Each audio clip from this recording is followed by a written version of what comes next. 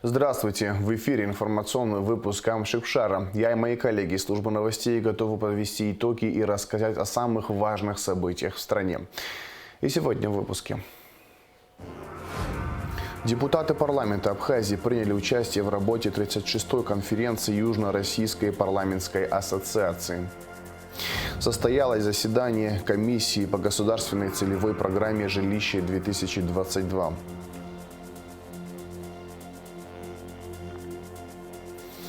По инициативе главы администрации Ачимчирского района Беслана Бигвава в Ачимчире прошла встреча с молодежью.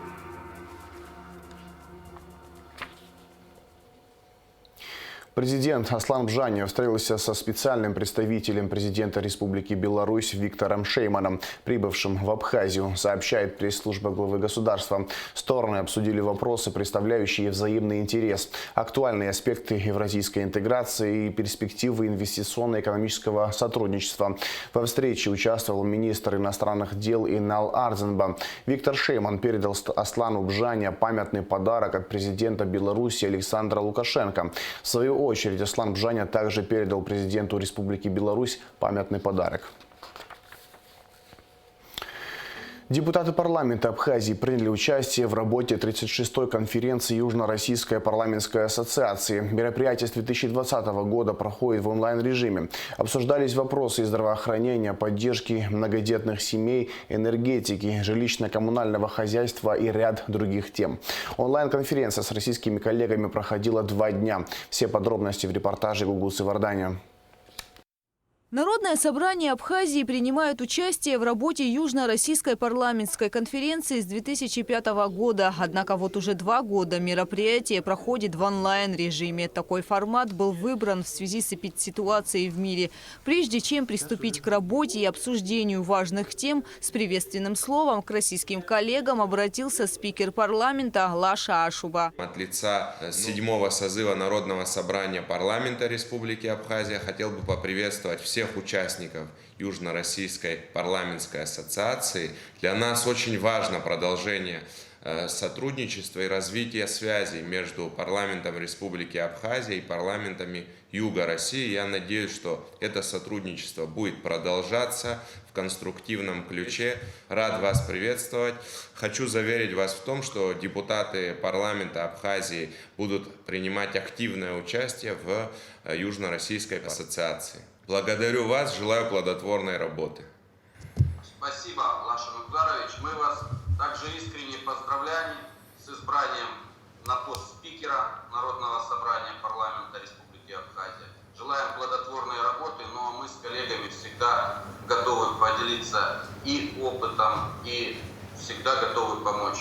В течение 2 дней в онлайн-формате обсуждались вопросы здравоохранения, поддержки многодетных семей, жилищно-коммунального хозяйства, энергетики, транспорта и связи, экономики, внешнеэкономических связей, промышленности, образования, курортной сферы и ряд других важных тем. Депутаты парламента Республики Абхазия приняли участие в обсуждении вопросов в рамках всех 8 комитетов. Участие с абхазской стороны в обсуждении данных вопросов полезно для наших законодателей. Более того, это способствует укреплению связей между парламентариями Республики Абхазия и парламентами Юга России. Конференция Южно-Российской парламентской ассоциации завершилась 24 июня. Парламентарии выразили надежду, что в следующем году мероприятие пройдет в очном режиме. Гугуца Вардания, Алексея Гухава, Абхазское телевидение. В Кабинете министров состоялось заседание комиссии по государственной целевой программе «Жилище-2022» под председательством вице-премьера Сергея Пустовалова. Цель программы – оказать финансовую помощь социально незащищенным категориям граждан в приобретении жилья.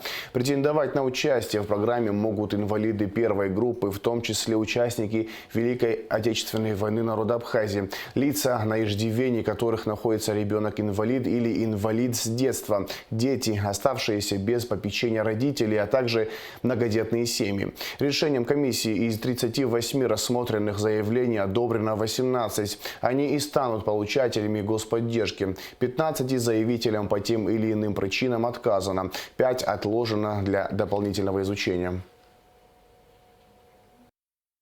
Прошло заседание комиссии по программе «Жилище-2022». В составе комиссии было 3 новых депутата Народного собрания парламента. На мой взгляд, заседание прошло продуктивно и успешно.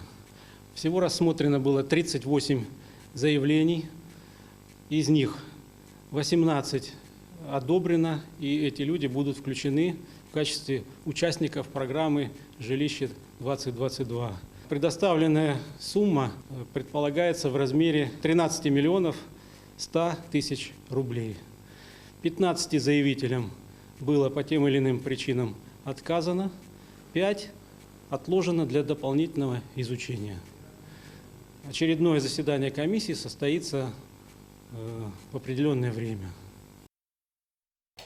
В государственном унитарном предприятии «Абхазтоп» обсудили вопрос ценообразования на топливо. Руководители компании рассказали о том, в каких условиях сегодня работает предприятие и с какими трудностями они сталкиваются. Репортаж Сарии Кварцхели. Абхазская государственная топливная компания уже много лет сотрудничает с российской компанией «Роснефть», топливо которой хранится на нефтебазе в Ишере. Абхазская сторона все эти годы закупалась именно у этой компании. Однако уже месяц, как «Абхазтоп» завозит топливо самостоятельно. Как пояснил гендиректор АГТК Рамаз Джопо, это связано с тем, что «Роснефть» предлагает за литр 92-го бензина 57 рублей 22 копейки, а у «Абхазтопа» есть возможность завозить топливо этой же марки за 43 рубля 80 копеек. Сотрудничаем, но топливо у них не покупаем. И, в принципе, они не возражают этому.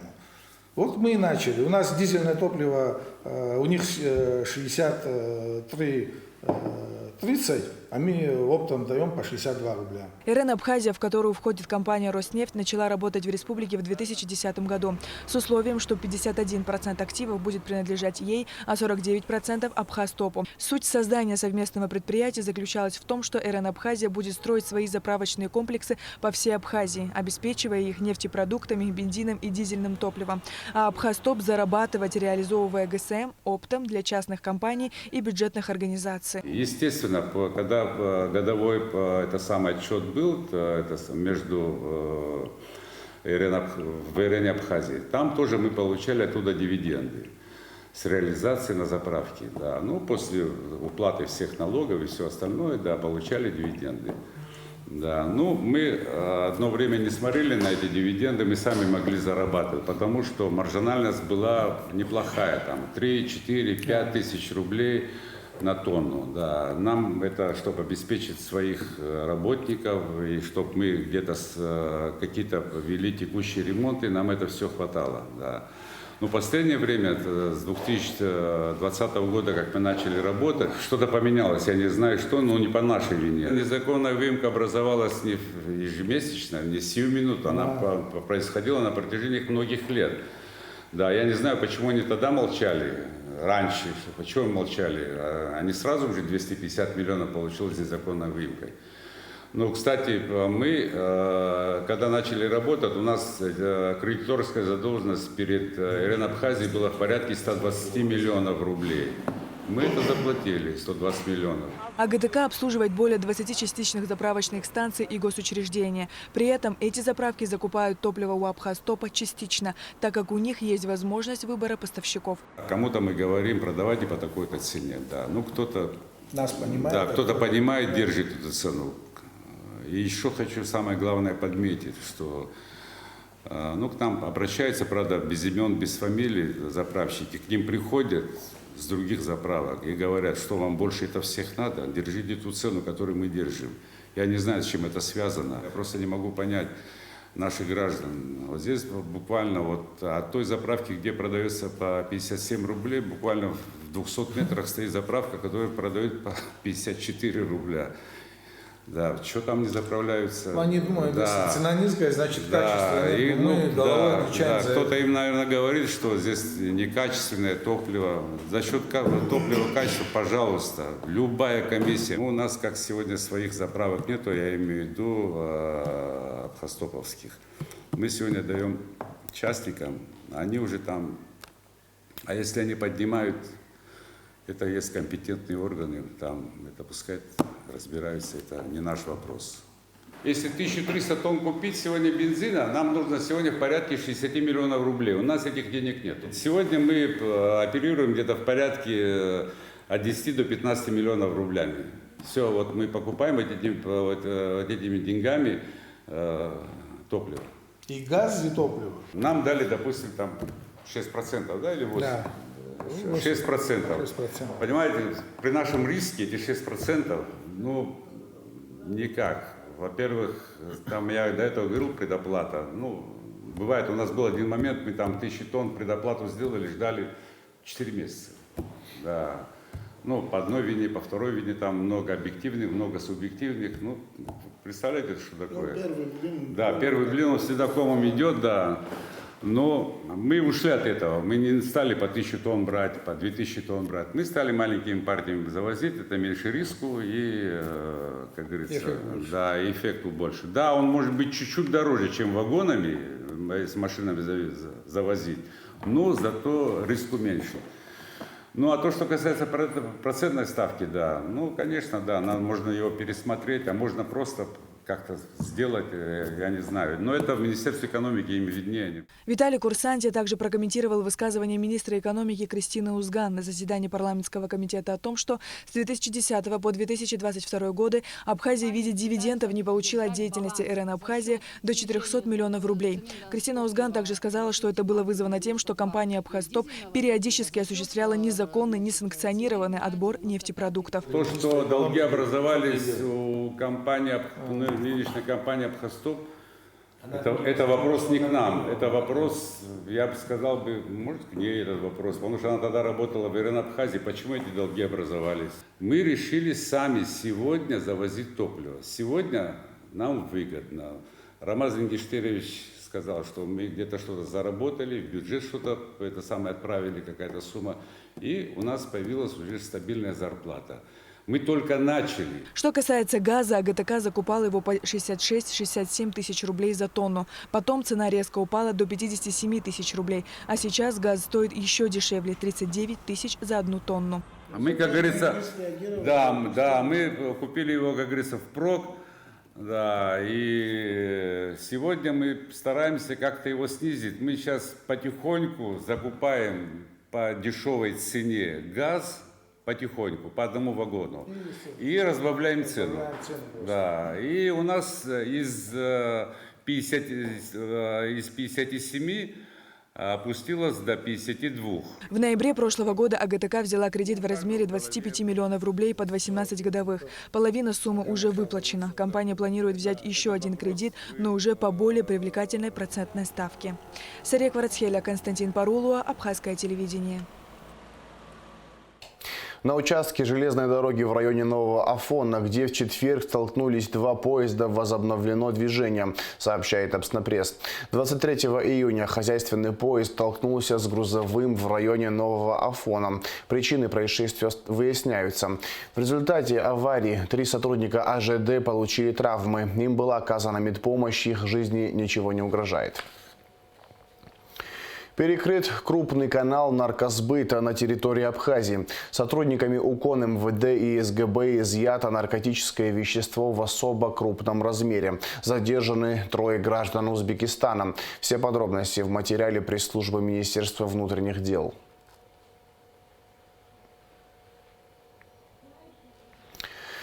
По инициативе главы администрации Ачимчирского района Беслана Бигвава в Доме культуры Ачимчиры прошла встреча с молодежью. Обсуждались разные темы. Молодые люди могли высказать свое мнение о будущем района, о том, каким они видят его развитие. Репортаж Лауры Капш. Молодежь – будущее страны. Но не менее важно помнить, что молодежь – это еще и настоящая, поскольку именно она является самой инициативной и динамичной частью общества. Молодым людям присуще желание создавать новое. И поэтому сегодня особое значение придается патриотическому воспитанию, развитию у подрастающего поколения чувства гордости за свою страну, уважения к ее истории. Так, по инициативе главы администрации Ачимчирского района Беслана Бигвава в Доме культуры в неформальной обстановке прошла встреча с молодежью. Каждый мог высказать свое мнение, как он видит развитие родного района. Хочется побольше людей с вашей среды приобщить к развитию района, услышать ваши идеи, как вы видите развитие города и всего района, как вы думаете, что в первую очередь воплотить, чтобы всю молодежь, которая находится сейчас, ну, скажем так, не удел, но имеют потенциал, чтобы ее не бросить, чтобы она как-то была больше привлечена с нами. Я не знаю, как это будет выглядеть, может, будет какой-то создан типа совета при администрации района, из там группы лиц вы определите, там несколько человек, определим, где мы будем собираться. Это будет раз в месяц, или 2 раза в месяц, или раз в 3 месяца. Будет, наверное, какой-то устав. Все, что, какие идеи будут, мы сегодня обговорим по возможности. Если она будет продуктивна, я надеюсь, что она будет продуктивна, то это будет более частое общение. Одним из первых вопросов, поступивших от молодежи, стал вопрос помещения, где они могли бы собираться и обсуждать свои идеи и проекты, а также вопрос открытия колледжа для ребят, которые по тем или иным причинам не могут обучаться в государственном университете. Есть у нас дети, которые имеют данные от природы, могут знания в физике, в области физики, математики, геометрии, алгебры проявить. Но бывает, что такие семьи, которые не могут позволить себе финансово поступать в тот же АГУ. Поскольку детский сад переводят в другое место, то на его базе можно открыть колледж, а также выделить кабинет для молодежи. Но это все нужно проработать, отметил Беслан Бигвава. Город начал преображаться, и чтобы дальше развиваться, нужно привлекать побольше молодежи, отмечали участники встречи. Что если, допустим, сделать какой-нибудь, ну, может быть, это будет сайт или что-то, то есть какой-то типа почтового ящика, куда вот со всего города молодежь может просто идеи кидать свои. Допустим, просто увидел в интернете что-то, взял туда, закинул, и потом уже какая-то, ну, из взрослого уже с администрации комиссия туда что-то выбирала бы и могли бы делать в городе. И это одно. И второе, сделать какую-то площадку интернет-площадку. Может быть, это группа в WhatsApp, может еще что-то, где будет очень много молодежи активной, и чтобы вот в городе, допустим, что-то происходит, там, ну, надо там что-то выгрузить, там те же лавочки, например, или надо что-то еще сделать, чтобы можно было написать, и чтобы все знали, что вот сегодня в такое-то время надо прийти помочь. Может, создадим общественный совет при администрации района, там из нескольких человек вы ее определите, и которым мы будем эту информацию доносить, как видит администрация, а вы уже распространять среди молодежи. Но это ваша идея, вы можете ее реализовать в этом своем общественном совете. Также молодых людей интересовал вопрос трудоустройства после окончания учебы. Есть компании, да, и инвесторы, которые заходят в район наш, например, да. У нас всегда приоритет ставится вопрос так. В первую очередь, значит, налоговый учет в районе обязательно. И специалисты набираем тоже только с Очамчирского района, которых мы имеем, начиная от рабочих, кончая инженеров. Понятно, если у нас там нету космонавтов или водолазов, которых мы не можем предоставить как, ну, с местного, с Очамчирского района, тогда они могут привлекать уже или из других районов, или из других государств. Но это всегда вот это вот стоит в приоритете, чтобы именно брали с Очамчирского района. А то, что касается, какие специалисты у нас есть, очень, ну, для этого у нас есть и отдел молодежи, которая знает, какие дипломные специальности у нас есть. Равно эта работа ведется, да, и это всегда в приоритете. Встреча была очень насыщенной. Молодые люди не только задавали вопросы, но и предлагали свои идеи. Также обсудили организацию праздничного мероприятия ко дню города Очамчира. Лаура Капш, Алексей Баструков, Абхазское телевидение. В Краснодаре подписано соглашение о торжественном подтверждении побратимских связей между Сухумом и Краснодаром в связи с 10-летним юбилеем побратимства городов. Подписи поставили глава администрации Сухума Беслан Эшба и глава города Краснодара Андрей Алексеенко. Предлагаем вашему вниманию репортаж телекомпании «Краснодар». Краснодар и Сухум побратимы с 2012 года, но есть такая практика через определенное время подтверждать свои дружеские и партнерские намерения между городами. И сегодня в городской администрации главы краевой и республиканской столиц вновь подтвердили, что за 10 лет сотрудничества нам есть чем гордиться. За этот период времени сделано достаточно много. И абхазская община в городе Краснодаре – это очень, скажем так, активная организация. Здесь в значительной степени проводит работу и популяризацию, да, и Сухума, и в целом Абхазии. У нас большие планы, совместные планы по развитию дальше добрососедства, сотрудничества. Уверен, что все они воплотятся в жизнь, и мы с вами так или иначе будем становиться только ближе и будем двигаться дальше. Город Краснодар и краснодарцы – это самые близкие, на самом деле, по духу, по восприятию, мировосприятию. Мы тоже нацелены дальше развивать эти отношения. И тот опыт, который есть у Краснодара в строительстве, там, в архитектуре. В общем, готовы двигаться по всем направлениям. Вам еще раз спасибо. И всех нас с юбилейной датой десятилетия и подтверждением наших братских отношений. После обмена приветствиями сама церемония подписания соглашения о торжественном подтверждении побратимских связей, соглашения о сотрудничестве в сфере туризма и дальнейшего развития дружеских связей в различных сферах.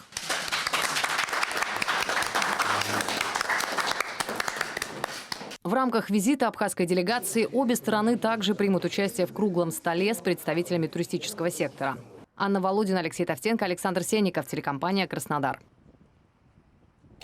Сейчас еще один материал наших коллег из телеканала «Краснодар». О том, как прошел круглый стол, посвященный укреплению культурного и научного сотрудничества между Абхазией и Краснодаром, в следующем репортаже.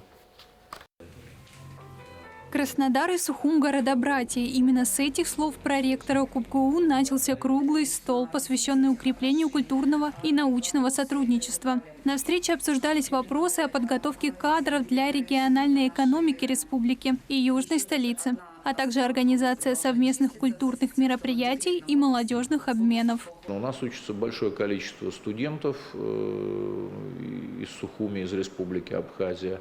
Наши преподаватели регулярно бывают с визитом в Абхазском государственном университете. Их преподаватели, ученые приезжают к нам с визитами. Поэтому это такое многоплановое, давнее, доброе сотрудничество, которое, мы надеемся, будет расширяться. Кубанский государственный университет – крупнейший вуз края, и некоторые направления сотрудничества с Республикой Абхазией через обучение студентов уже реализуются.